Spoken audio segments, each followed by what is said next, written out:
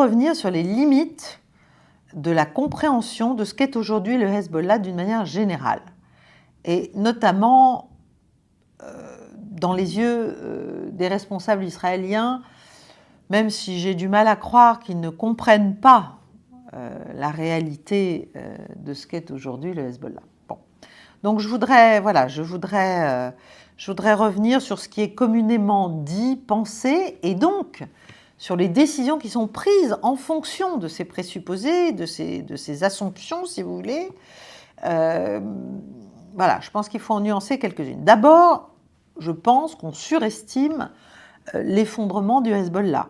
Il n'a pas été radicalement affaibli, il n'a pas été décapité, il n'est pas incapable d'agir après la perte de ses dirigeants, et il a été évidemment très sérieusement, alors pas décapité au sens général du terme, mais effectivement, Hassan Nasrallah a été assassiné, les 16 principaux responsables du Hezbollah de premier rang en dessous de lui assassinés, les 16 remplaçants de ces 16 premiers assassinés, donc plus d'une trentaine de personnes.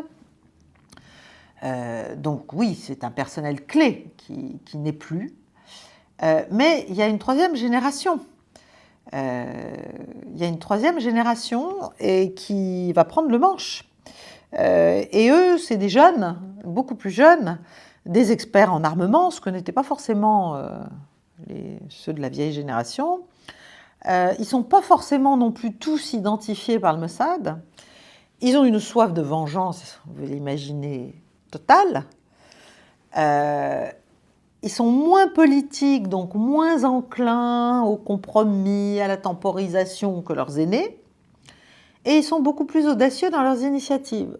Donc, première chose, il ne faut pas s'imaginer, ou Israël faire semblant d'imaginer et répandre cette idée que le Hezbollah est en cours d'éradication. Je ne pense pas du tout que ce soit le cas.